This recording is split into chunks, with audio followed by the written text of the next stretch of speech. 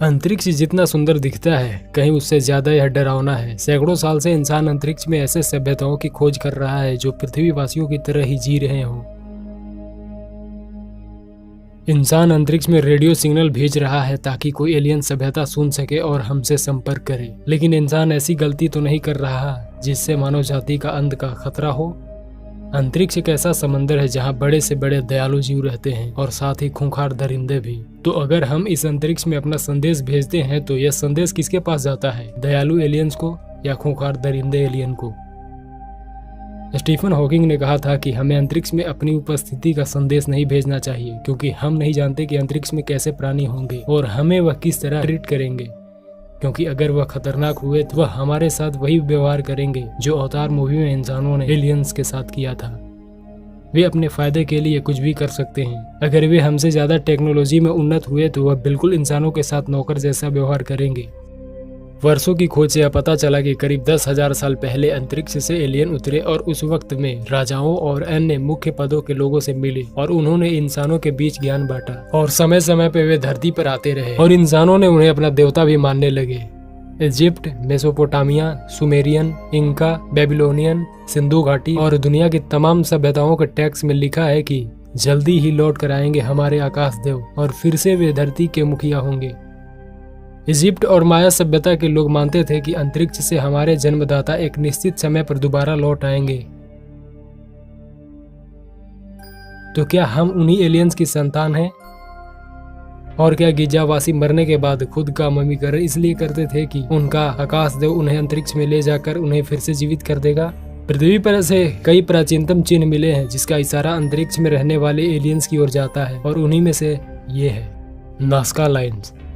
Lima से लगभग 200 मील दक्षिण पूर्व में एक ऊंचे और सूखे पठार पर 800 से अधिक लंबी सीधी सफेद रेखाएं पेरू के रेगिस्तान में उकेरी गई है जो साफ प्रतीत होती है। उनके साथ जुड़कर 300 ज्यामितीय आकृतियां और जानवरों की 70 आकृतियां हैं, जिनमें एक मकड़ी, बंदर और हमिंगबर्ड शामिल है।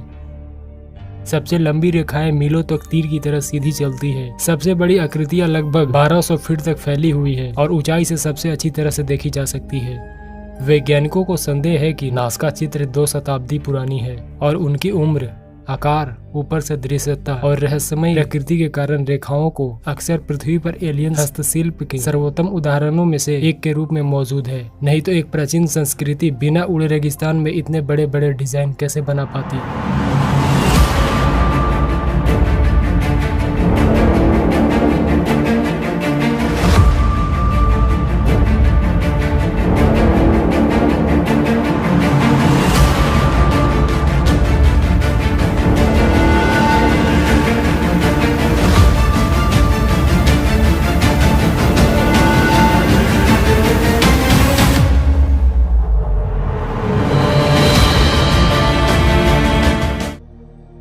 अप्रैल 2020 में रक्षा विभाग ने अमेरिकी नौसेना के विमानों पर इंफ्रारेड कैमरे द्वारा रिकॉर्ड किए गए वीडियो जारी की, जिसमें विभिन्न प्रकार की अज्ञात हवाई घटनाओं के साथ विमानों की मुठभेड़ों का दस्तावेजीकरण किया गया था। पायलटों ने हाइपरसोनिक गति से आकाश में उड़ती हुई वस्तुओं को देखने और लगभग तुरंत दिशा बदलने की सूचना दी।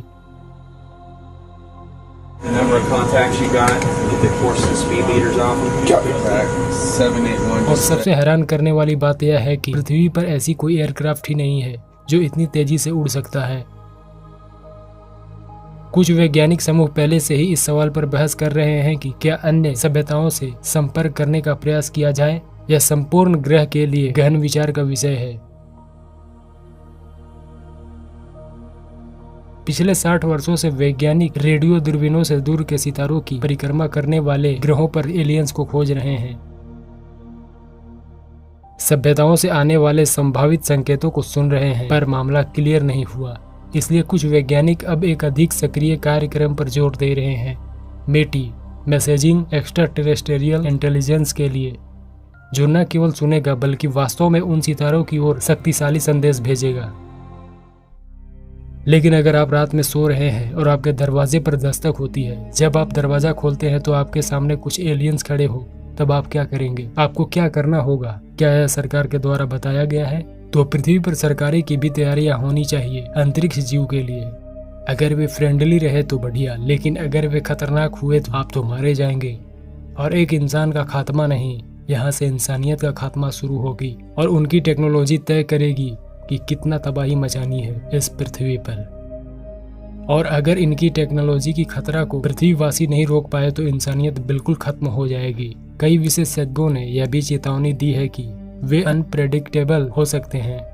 यदि वे विकास में हमसे लाखों या अरबों वर्ष आगे हैं तो उनसे मिलने का परिणाम क्या हो सकता है किसी को पता नहीं। हम एक एलियन से आक्रमण से कैसे लड़ सकते हैं? उन्हें जमीन पर ही न उतरने दें, उन्हें अंतरिक्ष में परमाणु हथियार से हमला कर दें। यह ज्यादा संभावना है कि एलियंस अगर पृथ्वी पर आ रहे होंगे तो पृथ्वी के रडार को जरूर पता चल जाएगी और बारीकी से उनकी हरकतों पर नजर रखा जाए। जैसे ही उनकी हरकतों में कुछ एग्रेशन नजर आता है तो सभी देश को अचानक से उन पर हमला बोल देना होगा। अगर ऐसा नहीं हुआ तो वे पलक झपकते ही हमें कुछ ऐसे टेक्नोलॉजी से वे खत्म करेंगे जिसकी कल्पना हम सब ने नहीं की होगी। तो आज का वीडियो इतना ही तक। इस वीडियो को लाइक कीजिए, शेयर कीजिए और इस चैनल को सब्सक्राइब जरूर करें। धन्यवाद।